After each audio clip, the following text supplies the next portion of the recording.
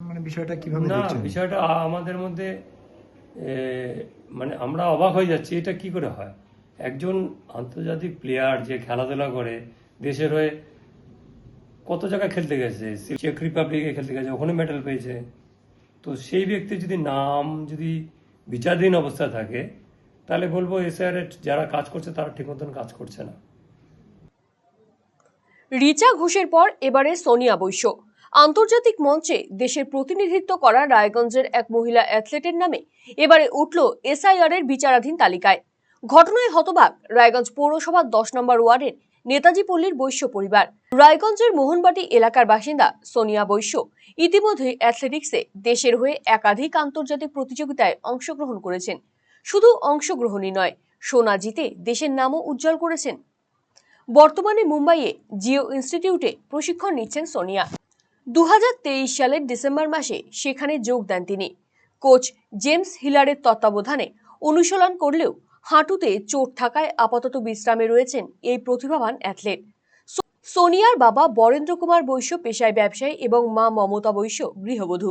2001 থেকে 2011 সাল পর্যন্ত দুজনেই ক্রমান্বয়ে রায়গঞ্জ পৌরসভার কাউন্সিলর ছিলেন।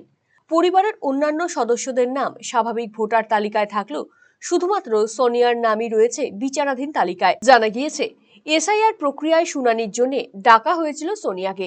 35 নম্বর রায়গঞ্জ বিধানসভার 120 নম্বর পার্টের মোহনবাটি হাই স্কুল ভোট কেন্দ্রের ভোটার তিনি।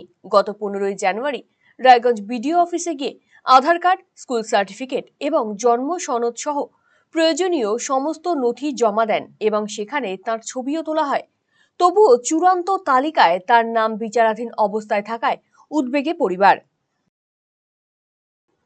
সোনিয়ার বাবা বরেন্দ্র কুমার বৈশ্য জানিয়েছেন, যে মেয়ে আন্তর্জাতিক স্তরে দেশের হয়ে প্রতিনিধিত্ব করছে, সোনা জিতে আনছে, তার সমস্ত নথি জমা দেওয়ার পরেও কিভাবে নাম বিচারাধীন তালিকায় থাকে তা ভেবে অবাক হচ্ছেন।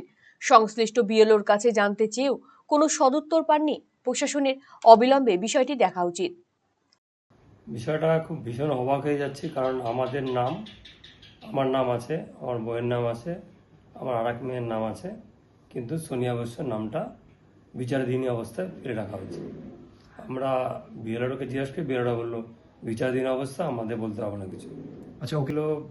15 জানুয়ারি সম্ভবত ও হিয়ারিংয়ে, ও তো অ্যাকচুয়ালি থাকে হচ্ছে বোম্বেতে, আচ্ছা, জিও ইনস্টিটিউটে ওখানে প্র্যাকটিস করে খেলাধুলার, যে ও অ্যাথলেটিক্স, ও ওখানে প্র্যাকটিস করে ওখান থেকে ছুটি নিয়ে 7 দিনের জন্য এসেছিল। মানে কলকাতা থেকে আসে, রায়গঞ্জে আসলো, রায়গঞ্জে এসআরে ডাক পড়েছিল, সেখানে কাগজপত্র জমা টমা দিয়ে বার্থ সার্টিফিকেট, মাধ্যমিক উচ্চ মাধ্যমিক সার্টিফিকেট, ও সেন্ট জেভিয়ার্স থেকে পরে রায়গঞ্জ পৌরসভা, শ্রীলঙ্কায় গেছে, অস্ট্রেলিয়া কমনওয়েলথ গেমস গেছে, শ্রীলঙ্কা একটা মানে এশিয়ান কম্পিটিশন ছিল, সেখান থেকে 2খানা গোল্ড পেয়েছে। কমনওয়েলথ গেমস 2018 খেলতে গেছে, 2018 এশিয়ান গেমস করেছে ইন্দোনেশিয়াতে, আবার 2080 ইন্দোনেশিয়াতে এশিয়ান গেমসের আগে ইনভাইটেশন এশিয়ান গেমসে 2টা গোল্ড মেডেল পেয়ে গেছে।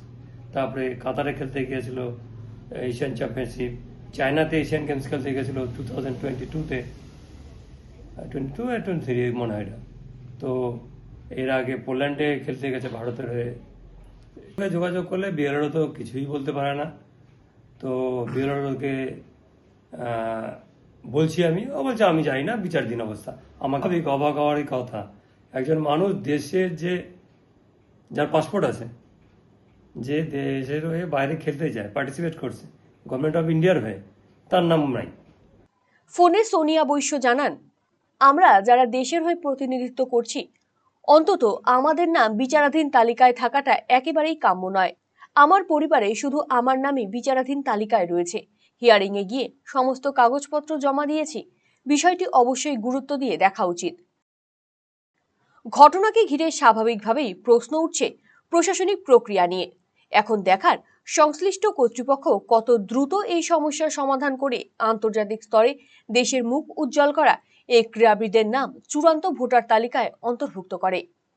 নীলাঞ্জন দাসের রিপোর্ট, আরসিটিভি সংবাদ, রায়গঞ্জ।